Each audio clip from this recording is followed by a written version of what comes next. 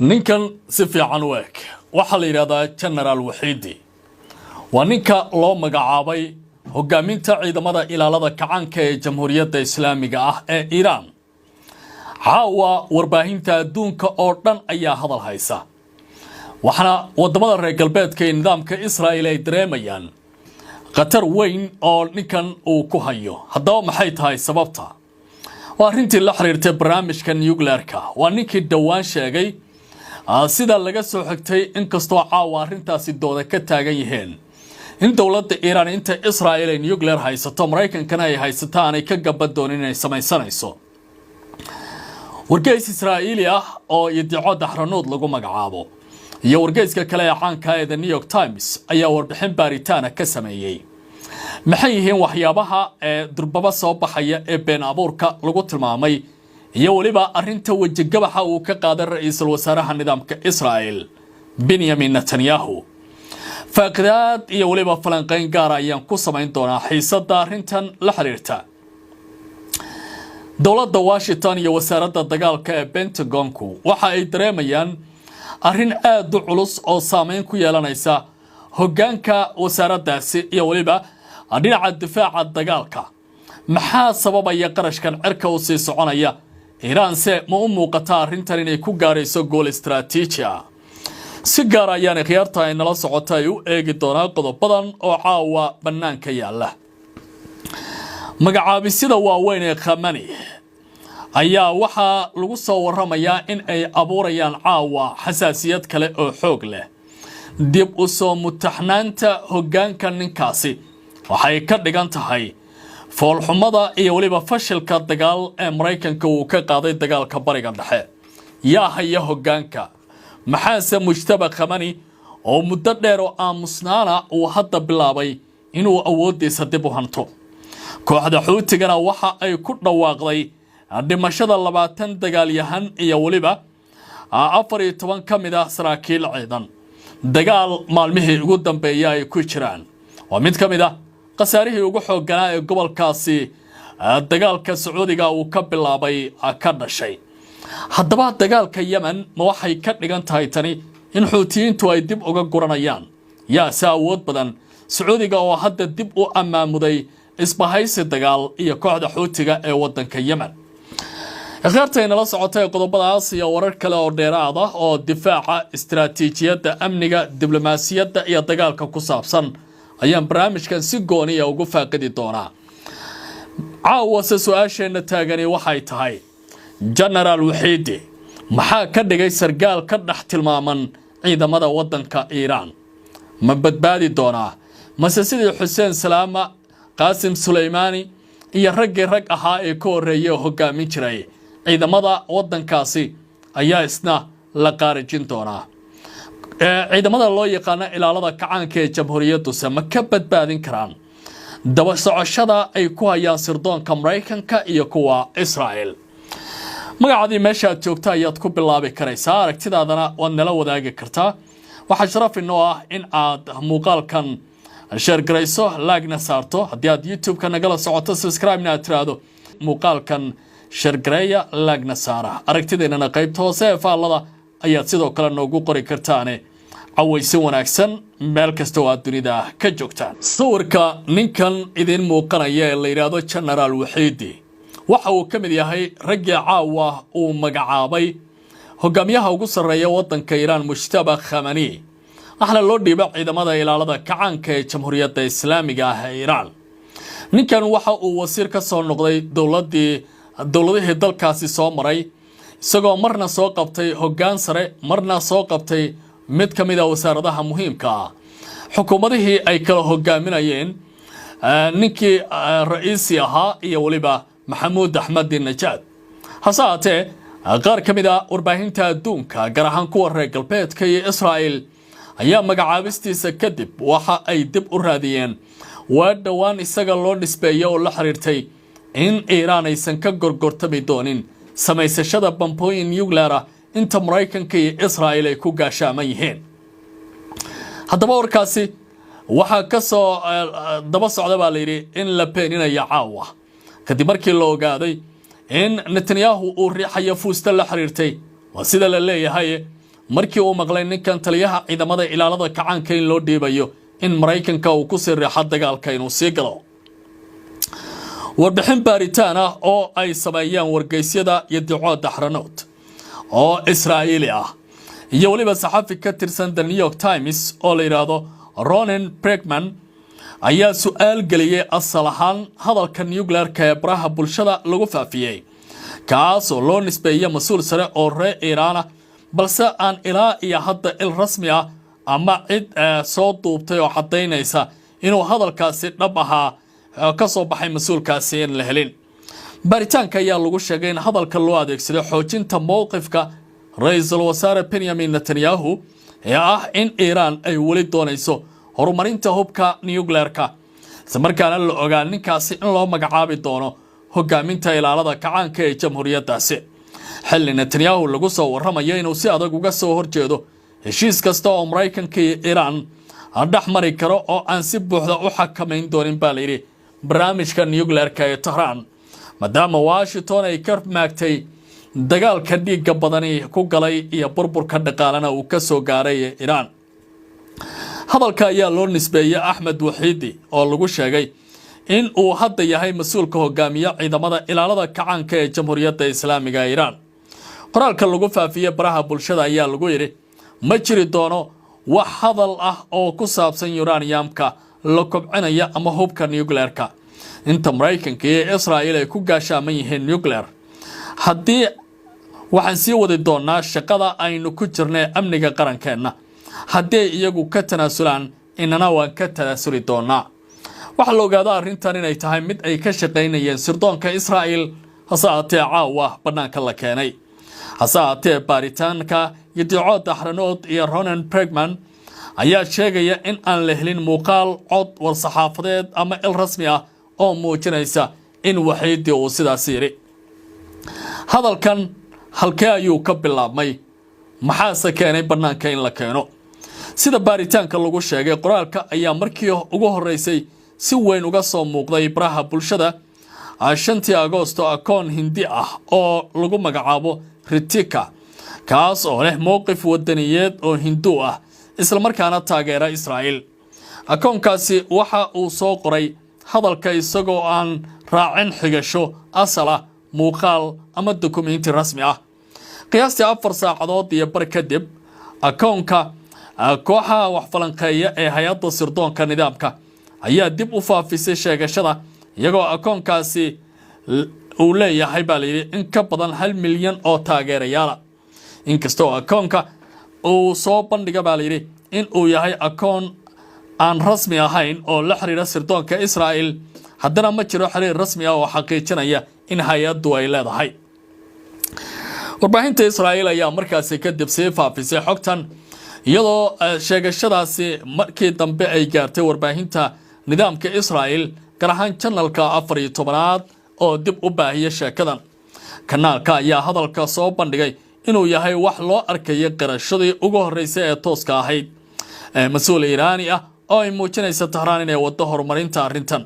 hase yeeshee sida baaritaanka lagu sheegay channelka ma uusan soo bandhigin il rasmi ah oo arrintan daba socota.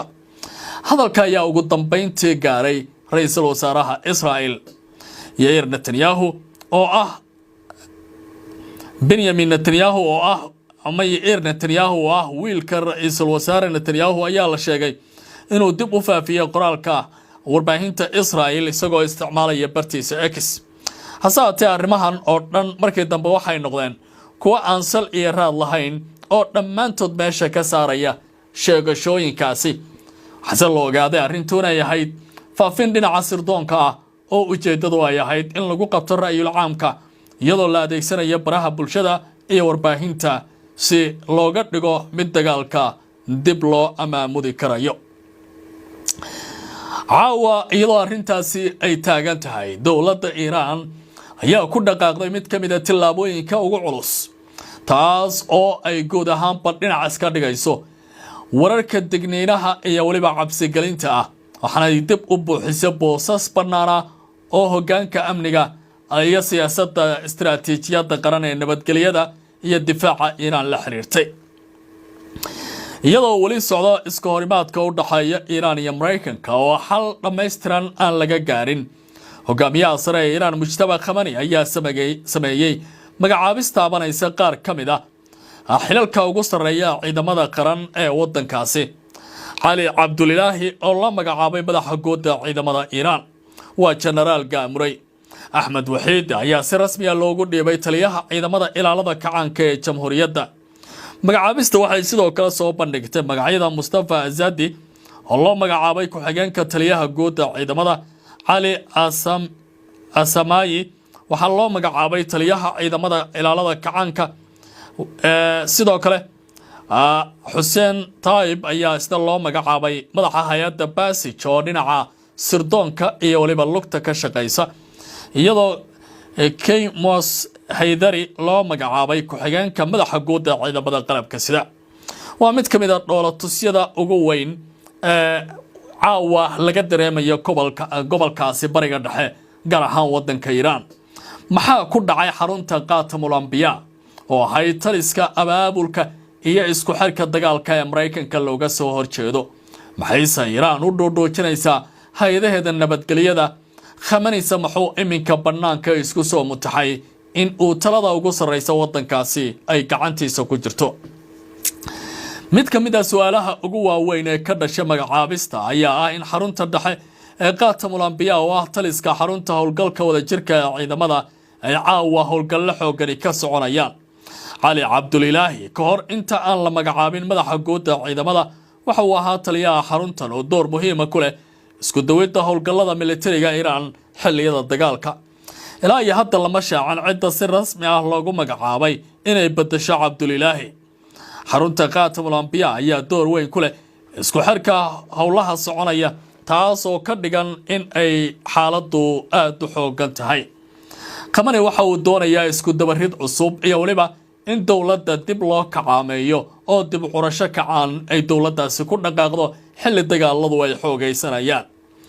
intii uu saxiixay wareegtadan magacaabista cusub, Mujtaba Khamenei waxa uu tilmaamay in xilka Qaatamul Anbiyaa laga yaabo in uu qayb ka noqdo dib u habeyn lagu midaynayo xarunta iyo talisyada guud ee ciidamada qalabka sida ee qaranka Iiraan. tallaabadan ayaa lagu sheegay inay ku salaysan tahay tilmaamo uu bixiyo hogaamiyaha sare Iiraan ee geeriyooday Cali Khamenei. xoojinta awoodda ka hortagga siyaasad la yiraahdo ayaa la qaatay, taas oo ah dharbaaxyo adag oo ku dhici karaysa cid kasta oo waddanka Iiraan soo weerarta, sida ay hadalkooda u dhigeen.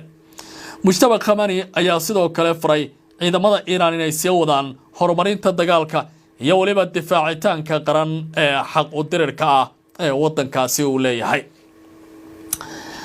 haddii dhinacyada Iiraan gacan saarka la leh caawa aan ka hadlana, Xuutiyiintu waxay ku dhawaaqeen dhimashada 20 askari iyo 14 ka mid ah saraakiishooda ciidanka inay ku baxeen dagaalkii dowladda Sacuudiga iyo dowladda Rashaad al-Calami oo ay taageeraan waa Yemen ay la galeen. kooxda Xuutiga ayaa sheegtay in 20 ka mid ah xubnaheeda lagu dilay isku horimaadyo culus oo maalmihii ugu dambeeyay ka dhacay dhowr jiho oo ka tirsan Yemen. kooxdu waxay sheegtay in dadka dhintay ay ku jiraan 14 sargaal oo ciidan ah ilaa xilli dagaalada u dhaxeeya Xuutiga iyo ciidamada dowladda Yemen ay sii xoogaysanayaan.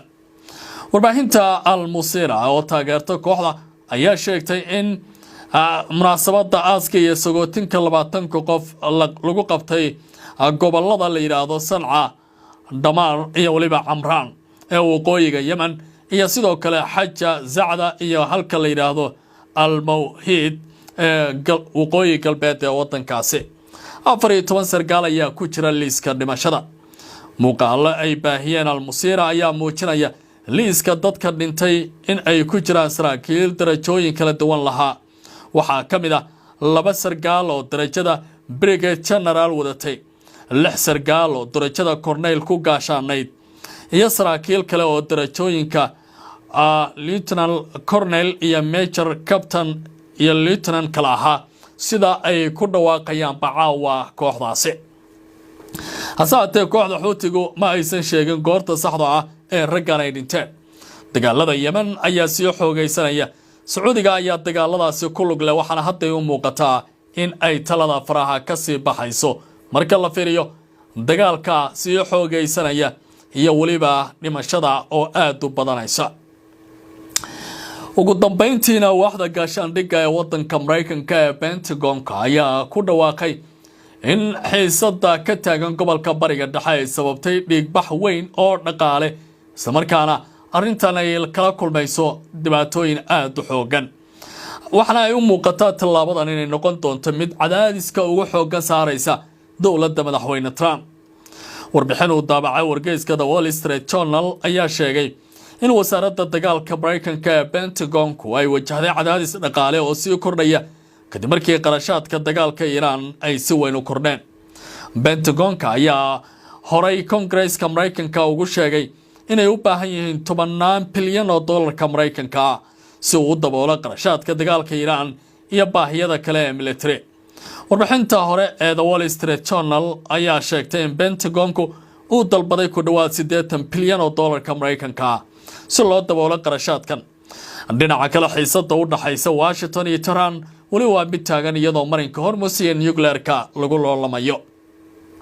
Iran waxay ku andacoonaysaa inaanay diyaar u ahayn in ay furto marinkaasi ilaa Mareykanku uu ka fogaado wax kasta oo keenaya caqabad iyo dagaaladu in ay sii xoogaystaan. habeen wanaagsan qiyaarta inala socotay su'aasha caawa haddii aan hor dhigo saaxiibada inala socda liqliqashada gobolka iyo xiisada sii xoogaysanaysa dhoolatuska ninka la yiraahdo Khamenei iyo waliba boolxoftaynta Trump waxay ka dhigan tahay boodiye qaawis banaanka yaala mase waa baraaraha iyo muujinta dagaal kala baxa oo dhinacyadu ay isu muujinayaan. haddii se la isu bandhigo colaad kale oo aad u xoogan waayo cidda guulaha barkan doonta ee libta banaanka la degi doonta ma Khamenei mase Trump su'aalaha u baahan in jawaabtooda si sax ah loo falkiyo. haddaba si aad uga qayb noqoto saaxiibada aragtidaasi nala qaadanaya fadlan magacaada iyo meesha aad joogto ku bilow kadibna aragtidaada qaybta hoose ee faalada ku qor. ha hilmaamin YouTube-ka inaad subscribe tiraado muuqaalkan faafitaankiisa aad qayb ka noqoto aad like saarto sina share garayso. soo dhawaada.